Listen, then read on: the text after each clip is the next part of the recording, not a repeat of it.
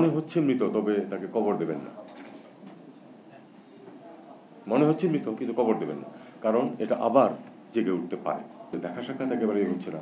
সবকিছুর পরেও দেখা সাক্ষাৎ হলে, আমাদের আগের যারা বলেছেন আমার আগে, তারাও এটা বলেছেন যে সবকিছুর পরে দেখা সাক্ষাৎ হলে এক ধরনের একটা বন্ধুত্বের বাতাবরণ সৃষ্টি হয়।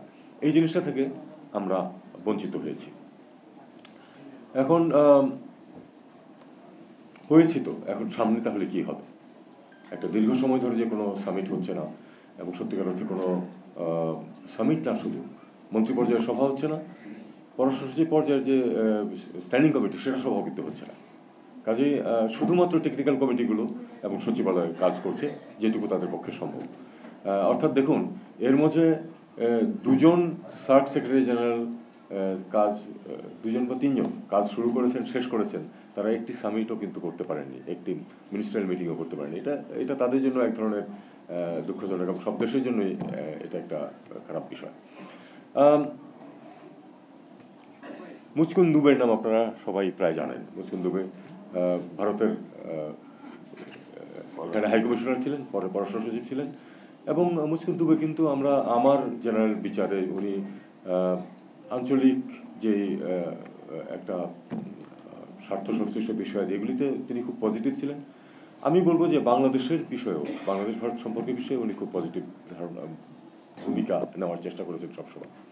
তো উনি বেশ কয়েক বছর আগে মারা গেছেন। উনি বেশ কয়েক বছর আগে ঢাকায় এসেছিলেন। তখন সাংবাদিকরা, আপনাদের মধ্যে হয়তো কেউ কেউ ছিলেন কিনা জানি না, প্রশ্ন করেছিলেন যে স্যার কি মৃত?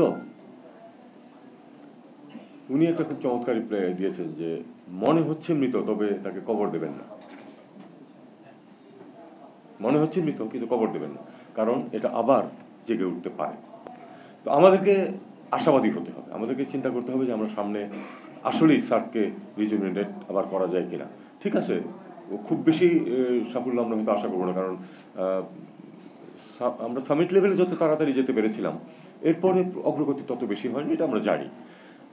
আমি এখানে একটাই কথা শুধু উল্লেখ করবো যে আবার পূর্ববর্তী বক্তারা তাদের মতামত দিয়েছেন, অবশ্যই সেগুলি প্রণিধানযোগ্য, কিন্তু আমি খুব একটা পজিটিভ ভাইব পেয়েছি কিন্তু আব্দুল আল মিটু সাহেবের বক্তব্যে। উনি ওই কন্ট্রোভার্সিতে যান না। উনি বলেছেন যে ব্যবসায়িক স্বার্থ, অর্থনৈতিক স্বার্থের কারণেই তো আমরা একসাথে হতে চাই।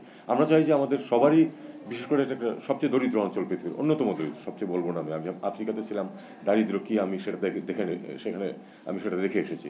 আমি প্রচুর ভ্রমণ করেছি আফ্রিকাতে, প্রচণ্ড চরম দারিদ্র আছে সেখানে এখনো। কিন্তু কতগুলি জিনিস খেয়াল করুন, আন্তর্জাতিক কোনো নির্বাচন যখন হয়, তখন আফ্রিকাকে বাদ দিয়ে কাউকে নির্বাচিত করা খুব কঠিন হয়ে যায়। কারণ তাদের মধ্যে যত সমস্যা থাকুক, যত কিছু থাকুক, 50টি দেশ একসাথে ভোট দেয়। আমরা কিন্তু করি না সেটা। এটা আমাদের একটা বিরাট দুর্বলতা। 50টি আফ্রিকান দেশ একদিকে যখন ভোট দেয়, তখন সেদিকে অটোমেটিক্যালি পাল্লা কিন্তু ভারী হয়ে যায়, যে কারণে তারা আফ্রিকার পক্ষে আন্তর্জাতিক সংস্থাগুলোতে কিন্তু অনেক সিদ্ধান্ত নিতে পারে খুব সহজে। খেয়াল করে দেখবেন আপনি জিনিসটা, প্রচুর সংগঠনের প্রধান বা দ্বিতীয় প্রধান পদে কিন্তু আফ্রিকানরা ঢুকে পড়তে পারে। এটা তাদের জন্য অনেক সুবিধা হয়, যে সুবিধাটা আমরা পাচ্ছি না। এখানে একটা অত্যন্ত বড় এবং শক্তিশালী দেশ ভারত আছে, সাথে যদি আমাদেরকে নিতে পারতো সবাইকে, তাহলে কিন্তু ভারতেরও সুবিধা হতো, আমাদের অন্যদেরও সুবিধা হতো। কিন্তু সেটা দুঃখজনকভাবে হচ্ছে না। ব্যবসা বাণিজ্যের ব্যাপারে আমরা জানি যে ঠিক আছে, ভারতের অর্থনীতি অনেক বড়, কিন্তু এই যে এখন গত 2-3 মাস যাবৎ যে ব্যবসায় মন্দা যাচ্ছে দ্বিপাক্ষিক, সেটা কি শুধু বাংলাদেশকে এফেক্ট করছে? শুধু বাংলাদেশকে এফেক্ট করছে না, এত বড় অর্থনীতির দেশ ভারত, তাকেও কিন্তু এফেক্ট করছে। পরিমাণটা হয়তো প্রপোর্শনেটলি হয়তো অত বেশি না, কিন্তু এফেক্ট কিন্তু করছে। আপনি কলকাতার অর্থনীতি, পশ্চিমবঙ্গের অর্থনীতি যথেষ্ট ক্ষতিগ্রস্ত হচ্ছে এটার কারণে।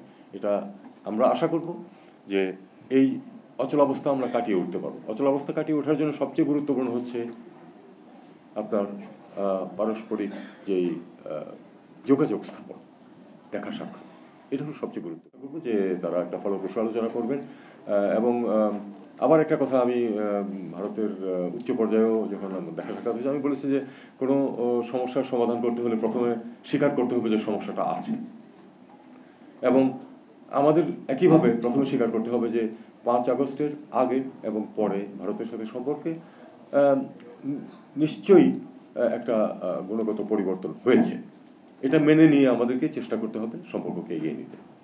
এটা আমি সেই সূত্রেই কিন্তু আমি প্রপোজ করেছিলাম প্রথমে যে আমাদের যে মেকানিজম আছে ফরেন অ্যাফেয়ার্স কনসালটেশন, আমরা এটা শুরু করি, এবং এটা আমরা শুরু করছি। সার্কের ক্ষেত্রেও আপনারা জানেন যে অধ্যাপক প্রফেসর ইউনুস অত্যন্ত পজিটিভ এই ব্যাপারে। উনি চান, সত্যি সত্যি চান যে এই জিনিসটা আবার রিভাইভড হোক এবং আমরা আবার একটা আঞ্চলিকভাবে একটা স্বাভাবিক সম্পর্কে ফিরে যাই। এটা হচ্ছে না, এটা আমাদের শুরু করতে হবে। শুরু করতে গেলে আবার কিন্তু একবারে আমরা সব কিছু করে ফেলতে পারবো, চিন্তা না করাই ভালো। এটার সার্কেল কিন্তু মানে ওই যে দেখা সাক্ষাৎ বা মিটিং, তার কিন্তু আবার 3টা স্টেজ আছে, 4টা স্টেজ আছে আসলে। সবচেয়ে নিচে হচ্ছে জয়েন্ট সেক্রেটারি পর্যায়ে যে মিটিংগুলি হয়, সেগুলি কিছু কিছু হচ্ছে এখন।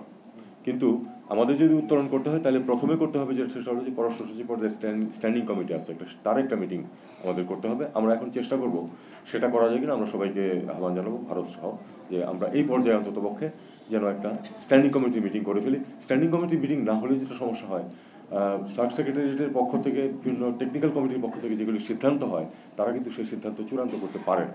স্ট্যান্ডিং কমিটির ক্ষমতা আছে অনেক অনেক কিছুকে অ্যাপ্রুভ করার।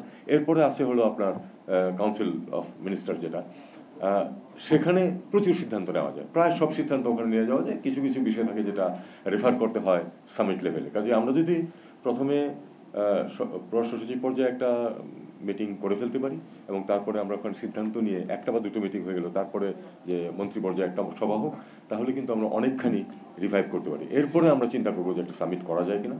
সেটা একটু সময় লাগতে পারে, কিন্তু দেশগুলো তো বা সরকারগুলো অস্থায়ী হতে পারে, কিন্তু দেশ তো স্থায়ী এবং স্বার্থও স্থায়ী। কাজেই এই সার্কের রিজুভেনেশনে প্রত্যেকটা দেশেরই স্বার্থ আছে, আপামর জনগণের স্বার্থ আছে। এবং আমি নিশ্চিন্ত যে স্বাভাবিকভাবে একটা পজিটিভ একটা অ্যাটিটিউড কিন্তু মানুষের মাঝে আছে। সেটা রাজনৈতিক নেতৃত্বের উপর দায়িত্ব হচ্ছে এটাকে এগিয়ে নেওয়া। সেটা আমরা আশা করব যে তারা নেবেন। শুরু হোক একটা সচিব পর্যায়ের বৈঠক দিয়ে, যেটা যেটা কিন্তু গত 10 বছরে হয়নি। এবং তারপরে আমরা দেখি যে এটা কীভাবে উত্তরোত্তর উপরের পর্যায়ে নিয়ে গিয়ে আমরা সামিটে পৌঁছতে পারি।